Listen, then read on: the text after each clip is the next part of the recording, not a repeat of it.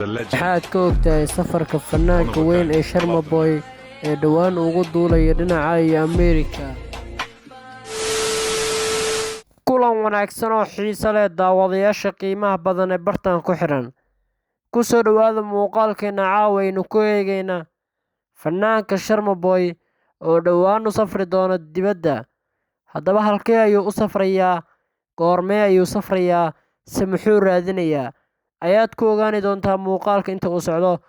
fadlan channelka subscribe oo gambalaalkana furo, muuqaalkana la wadaag asxaabta adiga camal ah ee weli aanu soo gaarin informationka in Sharma Boy uu dibadda aadayo.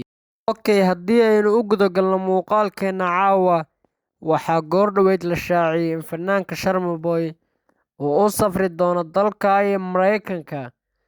waxa uu noqonayaa safarkiisii ugu horreysay ee uu Ameerika ku aadayo. reer USA waliba Minnesota waxay nasiib u yeesheen in markii ugu horreysay Sharma Boy uu qurbaha soo booqdo ee iyaga nasiib u helaan in uu Minnesota u shido. okay, bal daawada ila daawo muuqaalka uu kaga hadlayo safarkiisa dibadda, kadibna commentiga nagula wadaag ra'yigaada. meesha muniya bulismiya ma fahmin mise indheena leewaaye Coach Ahmed maxaa leedahay? waxaan ii sheegayaa Sharmaarke Cabdinaasir inuu soo socdo, uu soo socdo Minneapolis insha Allah kadhigaan aan kasoo degayno aad iyo aad ka weyn ee Minneapolis. Sharma reer Minneapolis waxaa idin leeyahay reer Minnesota guud ahaan reer Minnesota oo dhan reer America waan ku faraxsanahay in aan viisihii America aan helay. inta ku xunna way ka xumaan kartaa, inta ku faraxsan way ku farxi kartaa.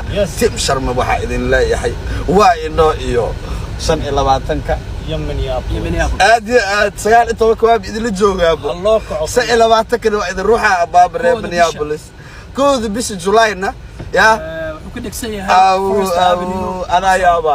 adaa yaabaayo tikidadii aan laga horumarin way socdaan, hadda way socdaan ka gaar reer Minneapolis. The legend, one of a kind. I love the man. One of a kind. I love the man.